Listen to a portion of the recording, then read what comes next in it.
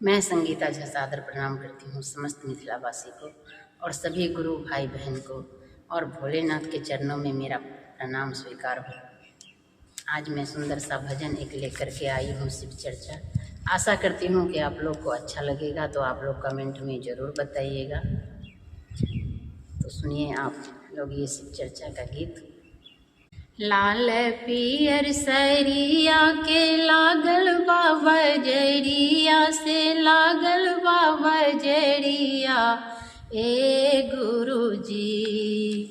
लाल पियर सरिया के लागल बाबा जरिया से लागल बाबा जरिया ए गुरुजी। हम तो पहिरब काला सरिया ए गुरुजी। हम तो पहिरब काला सरिया ए गुरुजी। सरिया पहिरी हम गेलियै शिव चर्चा में, गेलियै शिव चर्चा ए गुरुजी। हमरा लाग गेल नजरिया ए गुरुजी। हमरा लागी गेल नजरिया ए गुरुजी। काशी नगरिया से ओझेबा भोला दी, ओझेबा भोला दी ए गुरुजी। हमरा लागल बा नजरिया ए गुरुजी। हमरा लागल बा नजरिया ए गुरुजी।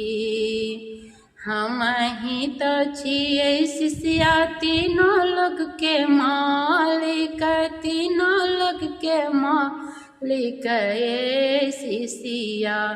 तोड़ा नहीं लगता नजरिया ए शिष्या। तोड़ा नहीं लगता नजरिया ए शिष्या। जहाँ जहाँ होई है शिव गुरु जी के चर्चा, शिव गुरु जी के चर्चा ए शिष्या। तू तो पहिर काला सरिया ए शिष्या।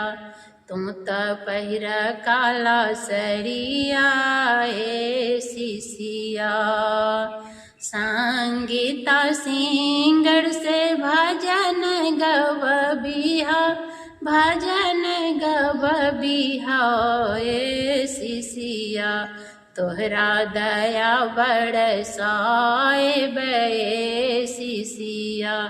तोरा दया बरसाए बे शिष्या।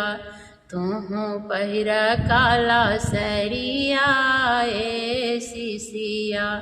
तू तो पहिर काला सरिया ए शिष्या। पहिला में दया मंगिहा, दोसरा में चर्चा, दोसरा में चर्चा ए शिष्या। तीसरा नामन पर नमिया ए शिष्या। तीसरा नामन पर नमिया ए शिष्या। लाल पियर सरिया के लागल बाबा जरिया से लागल बाबा जरिया ए गुरुजी। हम तो पहिरब काला सरिया ए गुरुजी। हम तो पहिरब काला सरिया ए गुरुजी।